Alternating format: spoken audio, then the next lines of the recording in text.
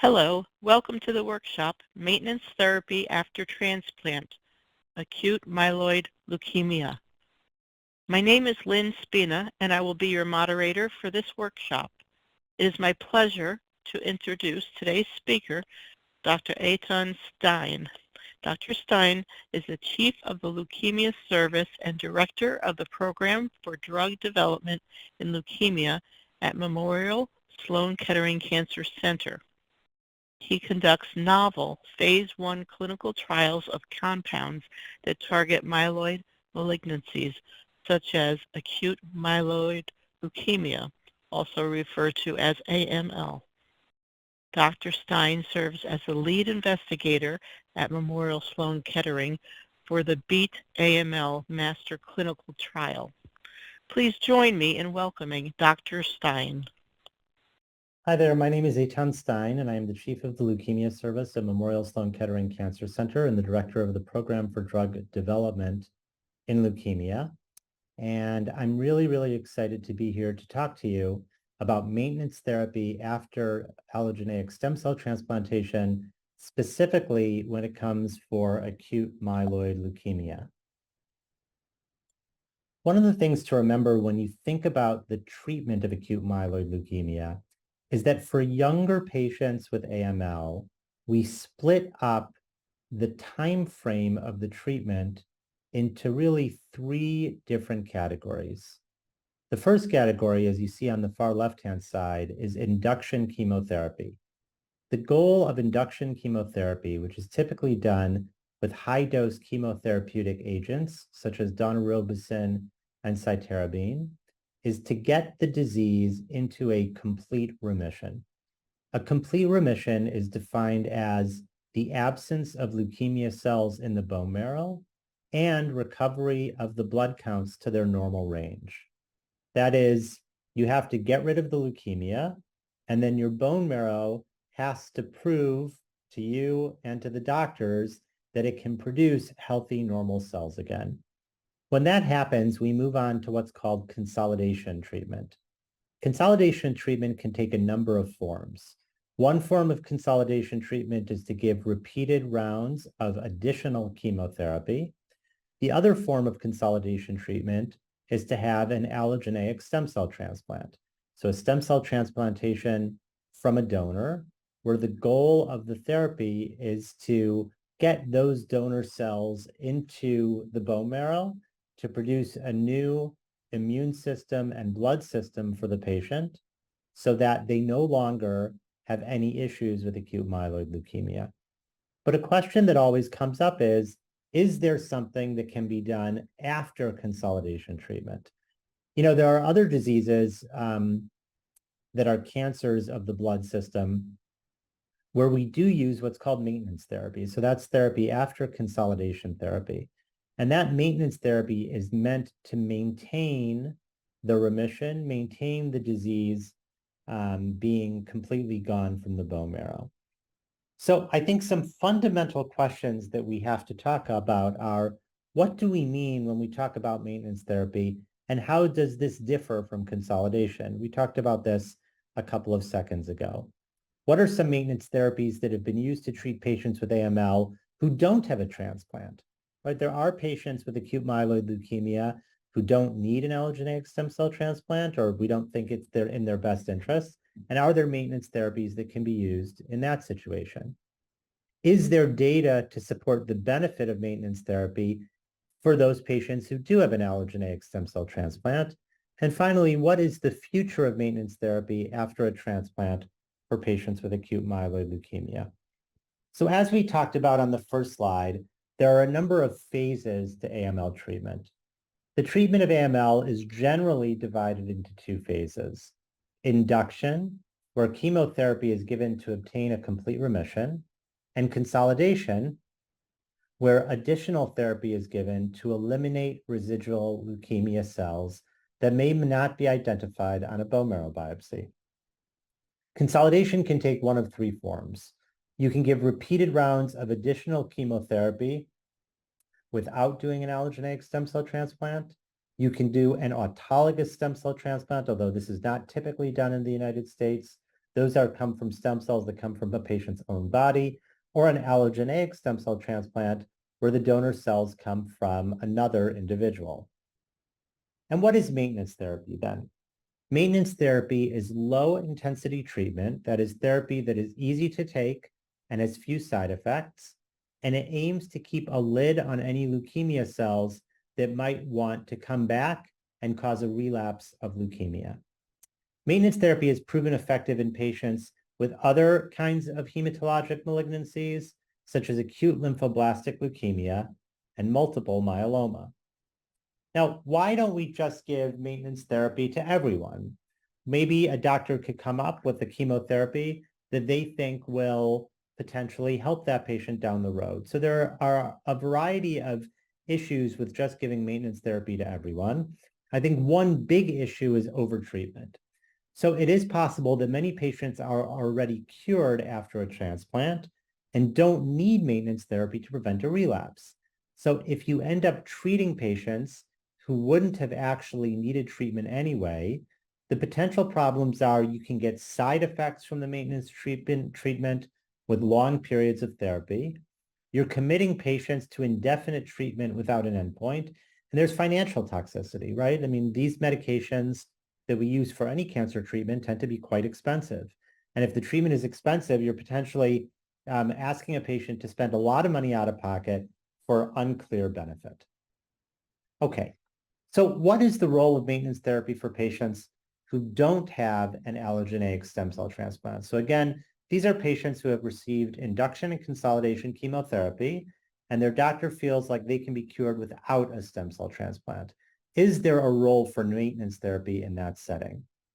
Well, there is a medication called azacitidine, and there is an oral formulation of azacitidine that has recently been approved as maintenance therapy for AML patients who do not have a stem cell transplant. This approval was based on the following clinical trial. It was an international, multi-center, placebo-controlled, double-blind, which means that no one knew what they were getting, randomized phase 3 study that enrolled patients from 148 sites in 23 countries. The enrolled patients were older than 55, and they had intermediate or unfavorable risk acute myeloid leukemia. These patients did not have an allogeneic stem cell transplant, and they were randomized to receive oral azacitidine or a matched placebo as maintenance.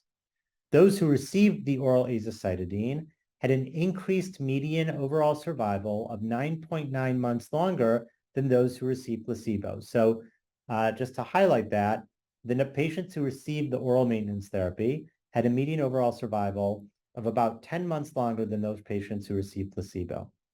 For those patients with intermediate or unfavorable risk AML who don't go on to receive a stem cell transplant, oral azacitidine has really become the standard of care for those patients. Now, the thing I think that is a little unusual is that in 2023, almost all patients with intermediate or unfavorable risk AML actually do have a stem cell transplant.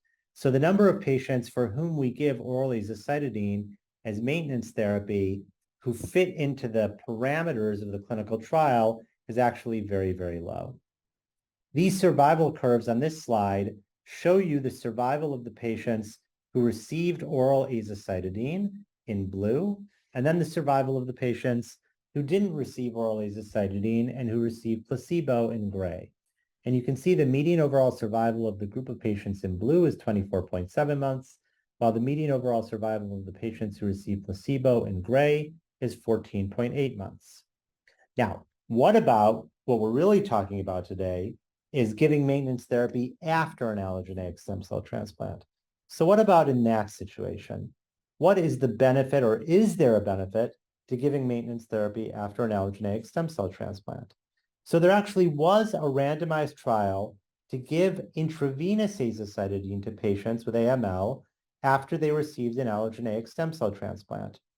50% of patients were allocated to receive the intravenous formulation of azacitidine, and 50% were randomized to receive placebo alone or not get the active treatment. And what you can see in these survival curves, it doesn't take a doctor or a scientist to understand this, is that the red line, which is the patients who received observation, and the blue line in the survival curve of the patients who received 5-azacitidine are overlapping. That means that there was no benefit in this clinical trial to give intravenous azacitidine as maintenance after an allogeneic stem cell transplant. So it begs the question, what are we doing with maintenance when it comes to patients who've had an allogeneic stem cell transplant? In addition, not only is there no survival benefit, but there's the same relapse rate between the patients who got IV azacitidine and the patients who got observation in red and blue respectively. And there's the same incidence of transplant-related mortality on the right-hand side between the two groups.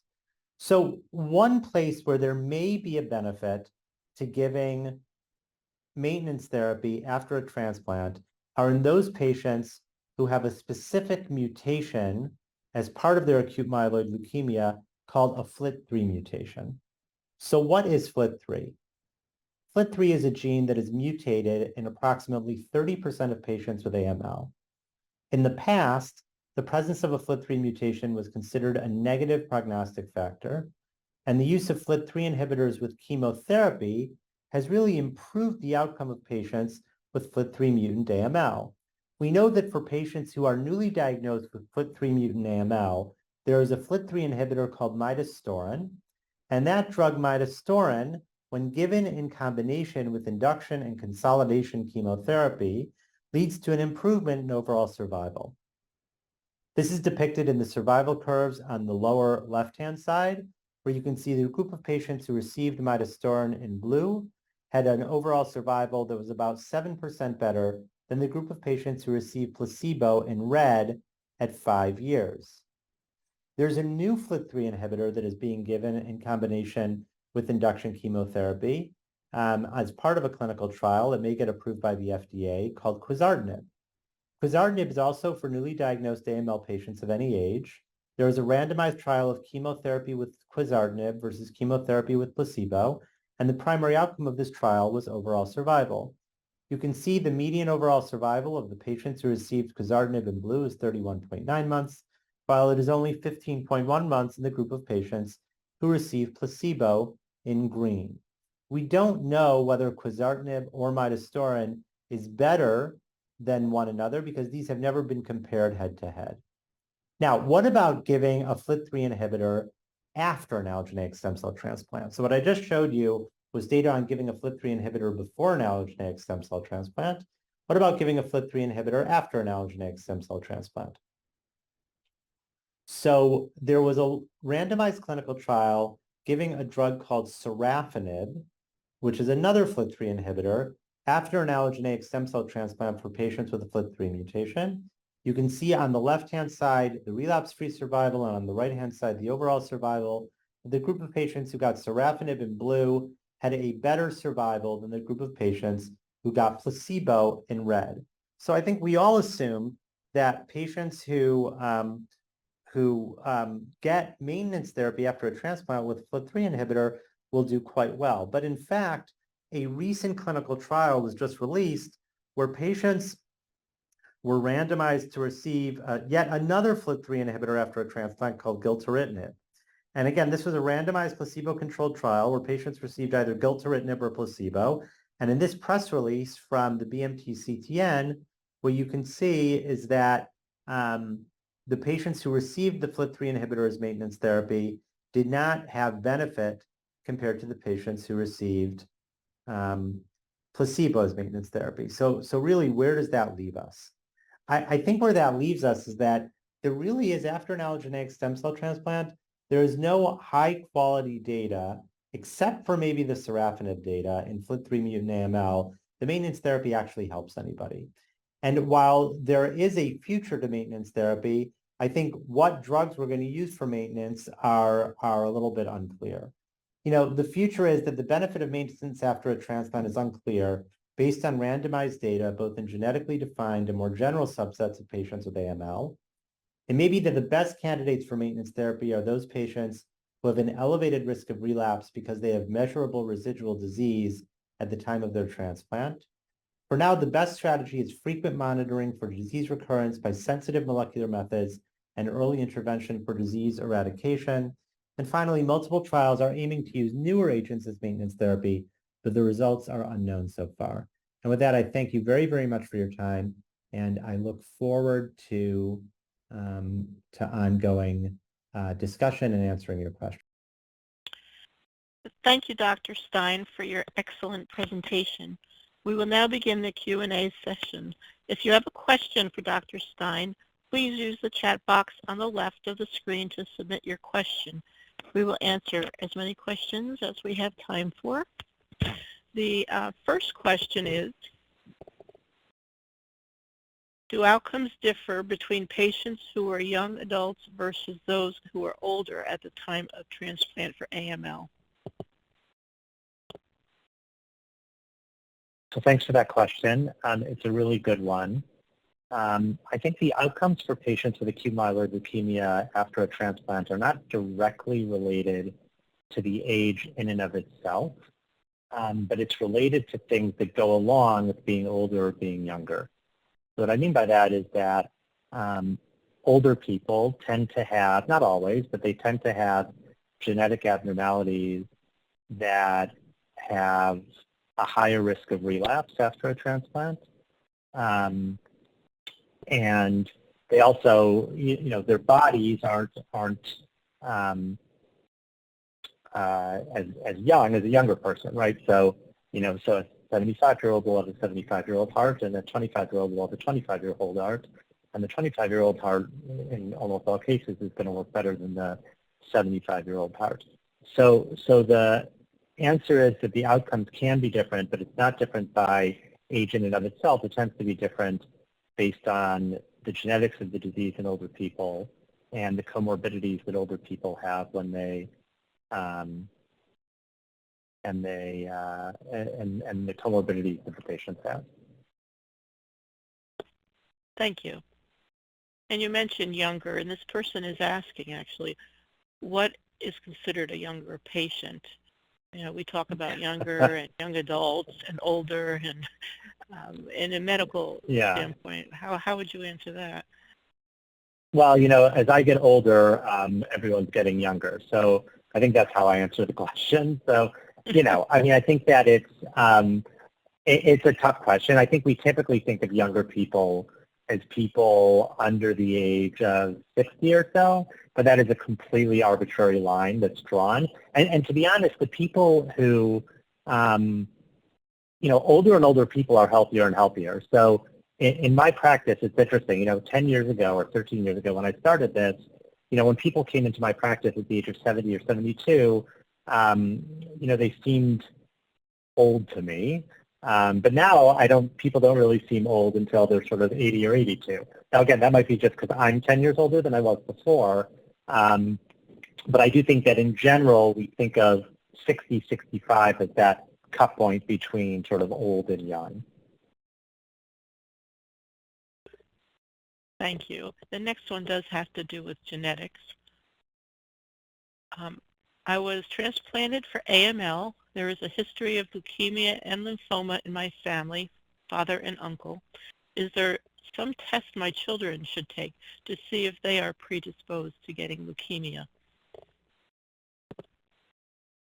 Yeah, so so our current feeling is that in patients with a family history, certainly in first-degree relatives with leukemia, especially if it's the same kind of leukemia, with acute myeloid leukemia, then genetic testing is warranted. Usually what we do, I don't know the specifics of your situation, but usually what we do is that when we have a patient who, has a family history that is concerning, we send the patient themselves for genetic testing. And if the genetic testing identifies in the patient a gene that that is associated with inheriting a propensity to develop leukemia, that's when you sort of call in the family members and the children to get them tested. So I would say that for someone like you, usually the testing is done in the patient themselves, and then but if that's not possible for some reason, then it would be reasonable for the kids to go see a genetic counselor. Okay. You mentioned ongoing monitoring by sensitive molecular methods beyond standard post-transplant labs. Should we be asking our transplant doctors about other tests? Yeah, so it's a really good question. Usually post-transplant, they're doing bone marrow biopsies every so often to monitor for relapse, and those bone marrow biopsies typically include the sensitive molecular test that I'm talking about and the sensitive testing that I'm talking about. So I presume that that's being done sort of as a matter of course in someone who's had a bone marrow transplant. There are certain people who've had a bone marrow transplant who have specific genetic abnormalities that can be followed slightly differently. So yes, if the answer is yes, I would ask your doctor to be sure that they're using sensitive genetic and flow cytometric methods to monitor for relapse. This person asks, is there data available on frequency of relapse of AML after a successful allogeneic transplant? Yes, so there is data available, but the data is all over the place because it depends on many, many different things. So it's hard to sort of give you an answer of what the relapse rate is after treatment after an allogeneic stem cell transplant for AML. What it depends on is the risk group the patient was in when they were first diagnosed with acute myeloid leukemia. That is, where they are in a favorable risk group, an intermediate risk group, or an unfavorable risk group. Patients in an unfavorable risk group have a higher chance of relapse than patients in a favorable risk group after a transplant. So that's number one. And then the other thing that's becoming increasingly important is whether the patient has minimal residual disease or any evidence of genetic abnormalities that can lead to leukemia before the transplant. So some of you may know that it used to be that we called things, anyone with a leukemia had gone away, we called that complete remission. But it's become clear that some people who are in complete remission, still you can find some leukemia cells floating around with highly sensitive methods. And what that's called is MRD positive complete remission, MRD standing for measurable residual disease. So in patients who have an MRD negative complete remission, that is measurable residual disease or a complete remission without measurable residual disease, then the chances of relapse after a transplant are lower than those patients who have an MRD positive complete remission, which means that there are some evidence of leukemia cells floating around before they have a transplant. So those are sort of the different factors that go into what the relapse rate might be. And what I would do if you had a question about that is to ask your doctor, in me particularly, don't tell me, don't ask your doctor, in me particularly, given the genetic findings in my disease and whether I was MRD positive or MRD negative before I had a transplant, what are my rates of relapse? Okay. I have been on IDHIFA before and after stem cell transplant due to an AML mutation. How long after transplant do you recommend I take it? And for the benefit of all listening, doctor, would you explain that treatment? Yeah, what that is. Okay. So, yes. So everyone knows that when you're diagnosed with acute myeloid leukemia, there are a variety of mutations that can pop up and be the things that actually are causing the leukemia. One of those mutations is a mutation in a gene called IDH2, and there is a targeted treatment against IDH2, against that genetic mutation, called azacitidine, or the trade name is IDIFA. So it sounds like this person had been on IDIFA before a transplant, presumably got into remission, and then after the transplant, went back on IDIFA to help prevent a relapse. So there are a couple things that are important to know. So one is that there's actually no data that being on IDIFA after a transplant helps or doesn't help prevent a relapse. So that doesn't mean you shouldn't do it, and it doesn't mean that a lot of doctors don't prescribe it. I mean, I prescribe it in certain cases, But just from being a real purist, we don't have data that after a transplant, giving an IDH2 inhibitor like IDIFA prevents people from relapsing.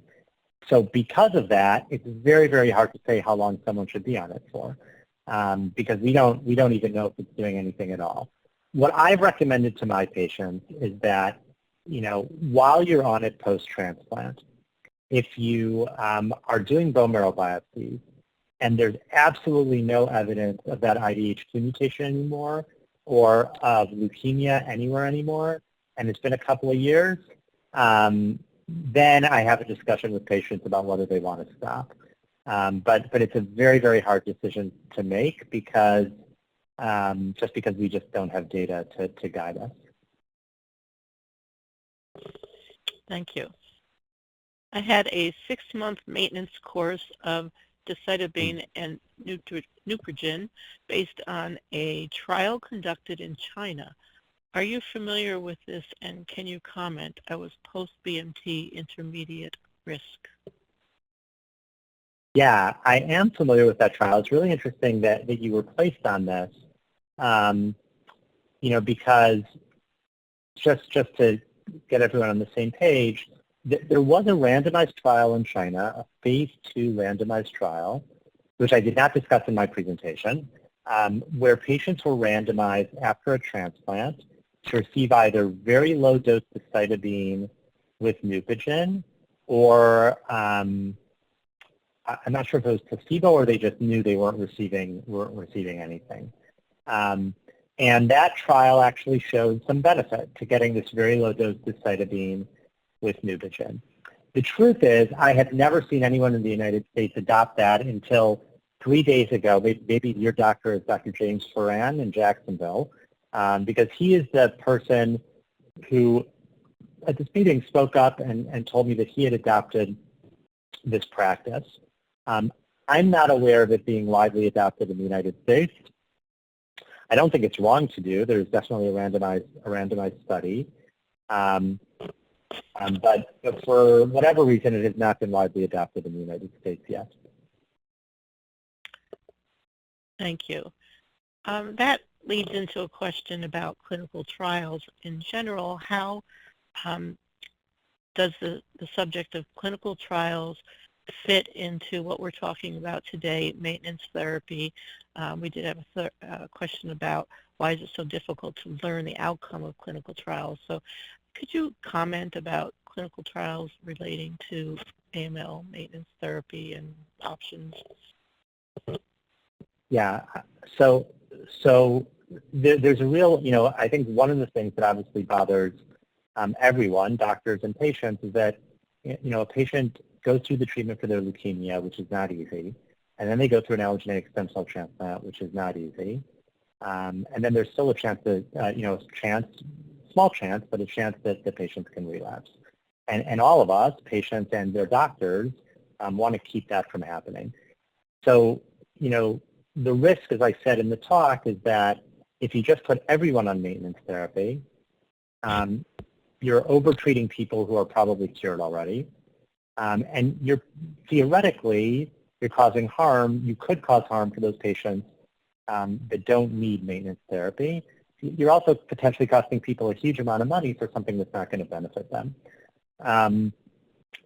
So the importance of clinical trials when it comes to maintenance therapy is that the only way we're going to make progress is if we can do clinical trials where we can investigate whether various maintenance therapies are beneficial to patients or not. I'll give you an example. Or the example I talked about in the presentation. Everyone thought that patients with a FLT3 mutation after a stem cell transplant should go on gilteritinib as a FLT3 inhibitor. I mean, that was sort of a universally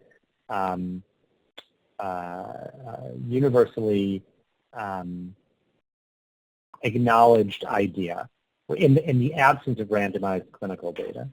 To the point that people felt that maybe this randomized clinical trial that I talked about in the presentation of the FLT3 inhibitor gilteritinib versus placebo was unethical. But how can you randomize a person to placebo when you know in your mind think you know that that gilteritinib is going to work? And of course, as has happened in many trials over the years, this isn't something that is new or novel, but as has happened in many trials over the years, everyone was wrong.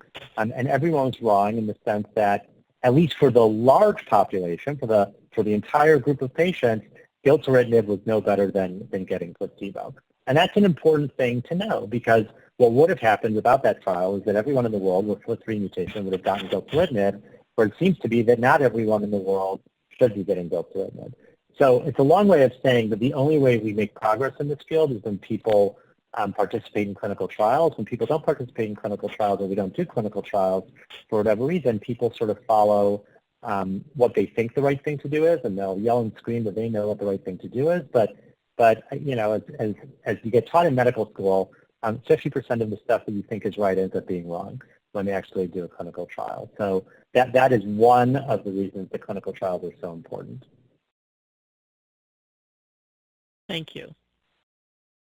The next question is there CAR T-cell therapies, are there CAR T-cell therapies available for your, in your specialty to treat patients, or is it only stem cell transplants available?